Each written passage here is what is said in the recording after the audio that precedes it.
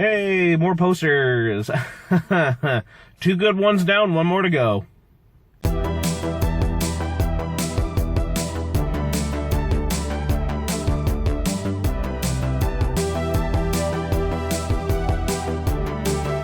Just watched our first review of the first one, and everything I said then just replaced with, like, Doc Ock and and a different cameo of Bruce Campbell as the quiet, sir. Shush. The play has started. Which, he's awesome. And, just everything again, just 10 out of 10 masterpiece stuff there. So, it's the best superhero sequel, in my opinion.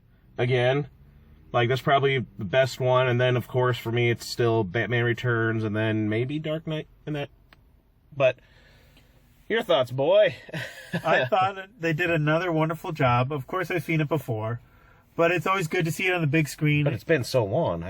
The phone is shadowing my face. I'm mysterious. It's good to see it on the big screen again. Mm-hmm. That's what was great about this, yeah. You can really get to experience the whole film that way. I know some people are like, well, why would I want to travel outside and see a movie on the big screen? It's just a whole different experience. You're immersed. Well, exactly. Better. And then everyone else, and then it's been 20 years since seeing it in the big screen, so... movie's 20 years old now, so yeah. So as my friend just said, it is another wonderful film, and we could go on about basically the same things we went with last time. So brilliance. We'll sum it up a little bit for this one. Sam Raimi ain't no pushover. He is everyone, everything involved, everyone about it. Damn. Wow. Great job of acting. Great characters. Another story-driven movie. Dare I say, like, what I want to say is how these stories are in these movies. Like, just like the first one. It's very intricate. It's woven, like a web. Woven, just perfect story, again. From start to finish and everything in the middle. Everything just aligns up. It's that alignment thing, and the planets and everything align just right. That is exactly how these frickin' movies are. I mean, damn. They knew what they were doing then. They did. And what's good about these first two, of course, we'll go to the third one when we get to it, but what's good about these first two is that they really are about the characters. Sure, they're about Spider-Man, but it's also about Peter Parker and what he goes through. And the struggle of being a superhero and a regular person. Mm-hmm. And just because you're a superhero, for example, Spider-Man is a good example of it, doesn't mean your life is going to be any easier. Because you still got to pay your bills. You still got to... Ain't that great? Still got to make your appearances and keep your relationships. Ain't that funny? It kind of makes you think of, like, how, like, say, like, Dead Like Me, where it's like, oh, cool, I'm dead. Hey, guess what? You got to work. It's like, but I'm dead. You got to pay bills. It's like... and she's when the Reapers and it's like, you gotta pay the bills and stuff. It's like, you gotta work. It's like, I'm dead and I still gotta work. So it's kind of like, I'm a superhero. Yeah, but you still gotta pay the bills. You gotta love that stuff. Well, yeah. And it's so true. I think they did a good job with Doc Ock. I think they gave him... No, Molina, he is amazing. Very good again. Just like Dafoe. Perfect casting for villains. Definitely. He fits the part perfectly, like you said. They did the character very good justice. It's always a shame to see the villain die at the end. Spoilers. But it's still great to see, such a and again, it's not the fact that he's like this evil guy. It was the arms. They look amazing. Even 20 years later, the effects on those things. And again, I was telling him, I just like brilliance. After just the scene where they're going to operate on him. And it's a horror freaking scene. It's Sam Raimi. It is horrific. It is just everything. And then you get the little nods of the chainsaw again for freaking Evil Dead, as always. And it's like, chainsaw over there. Grab chainsaw. And the arms come to life and just killing everybody. And just the way it's shot, where it's like, oh shit, it's like right behind me. And then it's like all this, it's all that stuff. It's brilliant. Everything about the movie, again, these first two movies are freaking masterpieces. No lies. Sorry. In fact, that scene you just mentioned, it's actually probably better than some of the horror films now, just for the fact that it's not it doesn't rely on jump scares. And it's that horror stuff again, too, like when he's, and you hear that boom, boom, and then Franco as Harry. And he's out there, then you see the little arm come up. I know it's like a type of thing, but it's still, you know it's coming, but it's perfectly done and executed. And I love when he's attacking like them at the end with him and MJ. And the camera's like this, and then it's like, and then it quickly, with each thud, like the camera like here, and then thud, and then it gets closer to them. Thud. Like that, and the people outside the window, thud. It's like, oh, freaking damn it. And again, Elfman with his music. That score is beautiful, and it's that heart-wrenching story for our villain, Dr. Octopus, and for Peter, for MJ, and James Franco, I think, is wonderful, again, as Harry Osborn. You can see him going through, and then that ending with the reveal of him when he finds out, God, everything is just so good. See? Spider-Man 2 posters, woo! What's great about this film is that they do another good job of the special effects. As you said, that it still looks good to this day. Those arms are amazing in this one. They look so good. Yeah, and they seem so lifelike. And they're their own little bastards. I hate them. Yeah. You know? They definitely got the mind of their own. They're like their own separate character. And that whole setup of that story again, just, they're setting up, he's talking about this, so it's all, and everything just is executed perfectly. And then again, don't forget J. Jonah. Still awesome. I like how it's because you drove Spider-Man out. It's like, he was a hero. Takes his suit back. He's a thief! It's just, I love him to death. He is the best. I like that story with him and then his son and all that. I like, just, again, everyone, you get a lot with those characters too, which is very nice. And then with Peter and his landlord. Yeah. And the daughter and all that stuff. And how sweet she is and liking Peter and all this nice little stuff there. And then stuff with Aunt May again. The one kid, it's like, oh, he's looking, is he ever going to come back? And you like this kind of stuff, though, where he has to make that choice, where it's like, it's screwing up everything, but then she tells him you got to sacrifice the things you love, your dreams even, and then that gets played back with Doc Ock, and it's just, oh, God.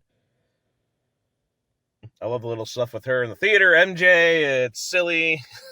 And then just, again, you're seeing all that gut-wrenching emotion and character and stuff that they're going through, like her when she sees he's not there at the play, and then everything, and then he's there, and then when he says, like, yeah, I'll do this, I'm changed, and he's like, well, actually, I'm not, and it's just, everything is just so well done.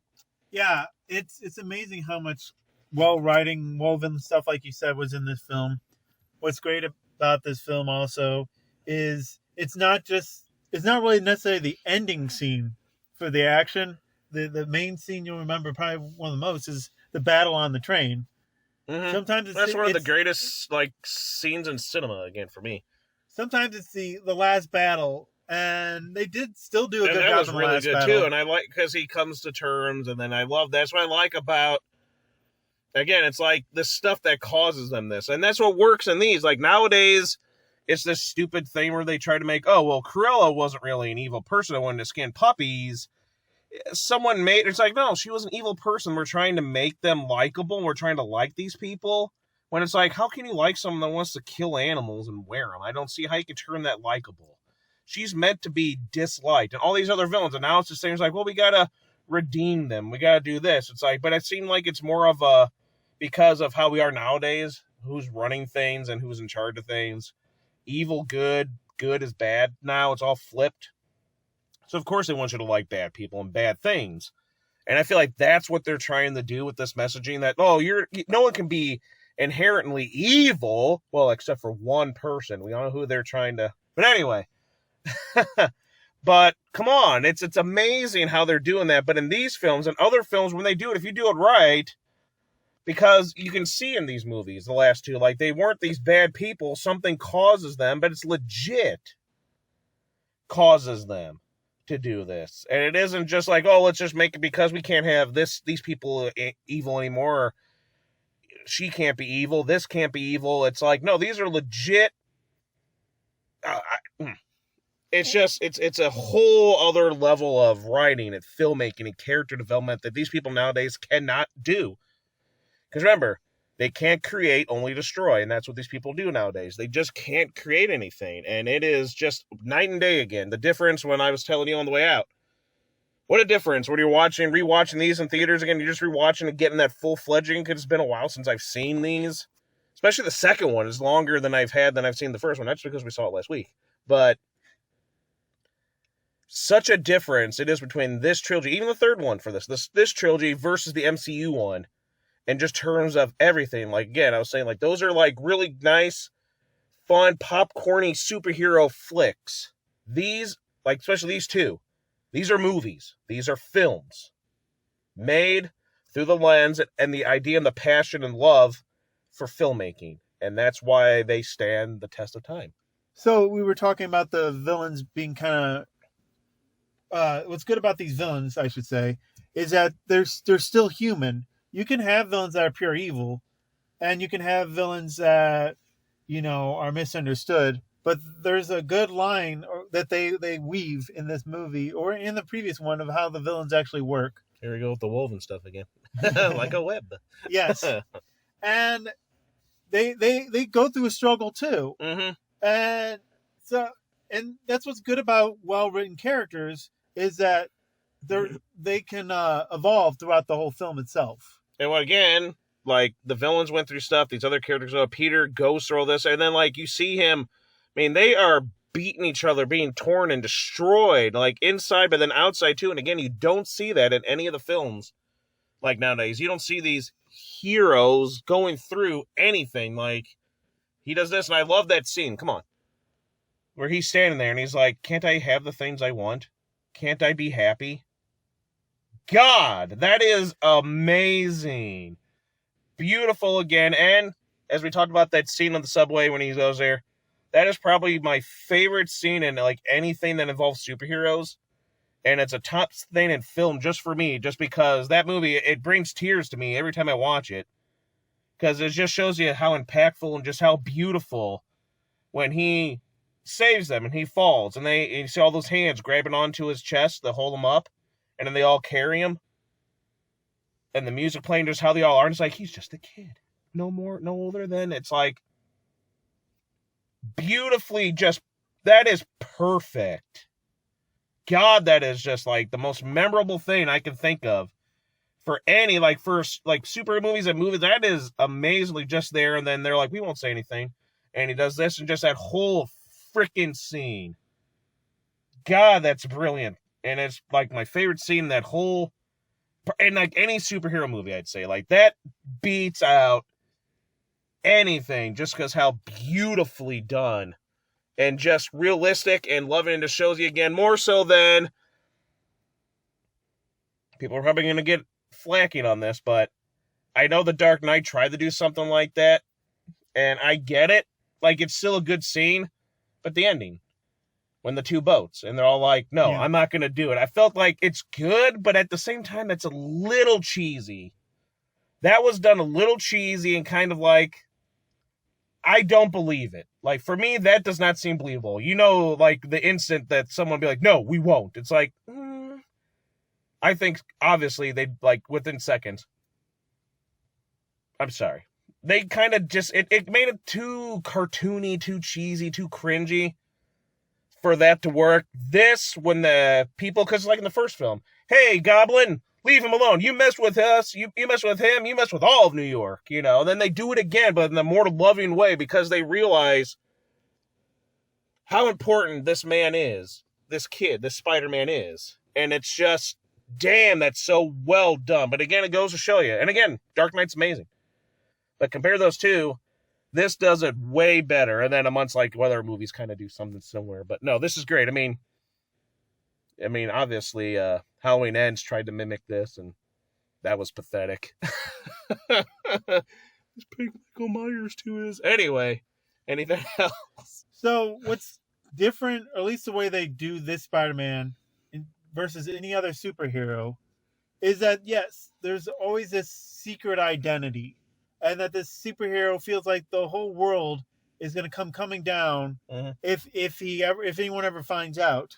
Well, and yeah. I feel like, Iron Man, he's a big rich celebrity guy, and he doesn't have to hide behind that. Oh, RDJ, you were the best. And part of that is because of his personality, but part of it is because he has the money, he has everything to support him. Peter Parker doesn't have that. Even I feel like even you might find out Batman's identity. Even Batman would be fine. But it's Peter Parker who can basically lose everything. He can lose his Aunt May. He can lose Mary Jane. Jane. He can lose so much. And even though he can do so much, there's only so much he can do to save everyone, protect everyone. Well, it's like that scene, where he felt bad when the guy was getting mugged, and then when he rescued the baby as just Peter Parker.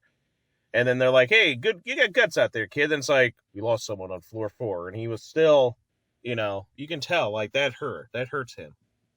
So it's always nice to see a well-written story where you get to see the characters go through the suffering, the pain, and come out triumphant. That's what really motivates people to be like their superheroes. That's why the superheroes always have, people who look up to them. Mm-hmm. Like that movie said all that stuff with the kid, with the people, with Aunt May, everything. And again, it's that whole like you have to put this over this and choose this over this. It always gives me that.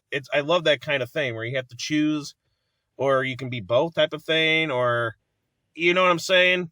And then I like that whole, kind of always makes me think of the Kenshin effect, where Kenshin's like, well, I'm where he finally realizes it, he's like, oh, well, I'm afraid of, I'm not afraid of death. And then he's like, well, you got people there that care for you, so you should come home to them. And he's like, I have to live. And that's when Kenshin finally is like, holy shit. And that's where he gets that, where he knows how he can defeat Shishio and all that crap. It's kind of like this, where it's like, I can't be Spider-Man or Peter Parker. I can't be both. And it's like, well, he realizes that, I feel like it's one of those things where it's like a lot of the superheroes, like Peter Parker and Spider-Man that's who you are. So you can't. Just like, again, I feel like that's what's so good about Batman. Like, it's Bruce Wayne and Batman, but that's who he is. So Peter Parker, Spider-Man, Bruce Wayne's Batman, some of that. It's like, that's who they are really deep down, and that's what they have to do in their life, even if it means, sacrifice and all that stuff there, just because they're just good people. And I personally love Batman. He still might be my favorite superhero. But the difference between Batman and Spider-Man is really that Batman is more a vigilante, Spider-Man's more of a superhero. Because Batman fights crime and all that stuff, but Spider-Man actually goes out of his way to rescue people from burning buildings. He's more likely to help the person getting mugged down the street. Batman's usually after the supervillains. And so there's a big difference between that kind of stuff. It's like night and day. Dark Knight and Spider Day. I don't know.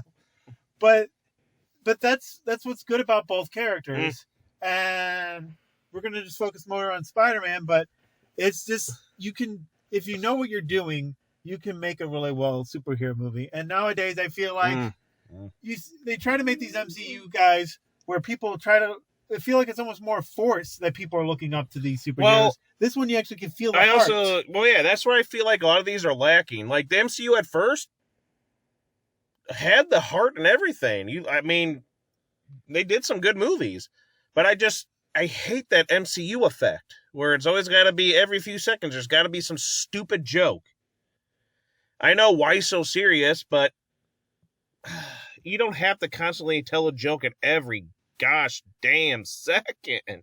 Well, same thing with the other side of the coin, the DC route, where everything has to be super dark, super serious, super realistic, and you lose the heart there too. Because the shots and the stuff there, it felt, again, it was a film, it was well done, but it still felt like a comic book, and it felt like that, with so many shots and transitions and everything.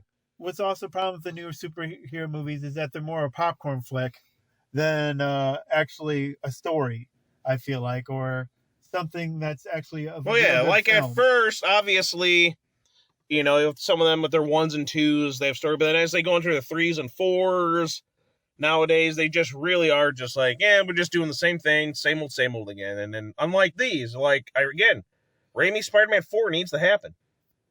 Yes, the ones that they keep cranking out, there's a reason why sequels usually are worse as they go on, is because they're just doing it for the money. And these were just, again, perfect films, these two films. Beautiful, wonderful masterpieces. And to this day, still just can't be topped. I'm sorry. And again, I like the Amazing Spider-Man 1, and I do enjoy the MCU ones there, but there's just no comparison. There's the obvious top dogs, and would always be those films. And again, Kirsten Dunst as MJ. Good job as always. She's great. Runaway Bride. So again, I guess we'll cut to this part where we're going to end it and wrap it up. I think it's a wonderful film. Let us know what you think of the film, what's your favorite things about it. Comment below. If you want to see more of this, don't forget to like, comment, and subscribe. Exactly. How can you not like Spider-Man 2? Like, how can you not like these movies? I can understand you not liking the third, but come on, these first two, pretty much perfection in every way. There's so much to go into. There's so much passion and love and everything put into these movies.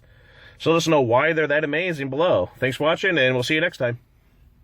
Keep it gnarly. Spider-Man. And Michael Bublé did the Spider-Man theme song at the end of this movie. Do, do, do, do, do. And the only ones that matter, in my opinion. Except for that one. I mean, those are okay.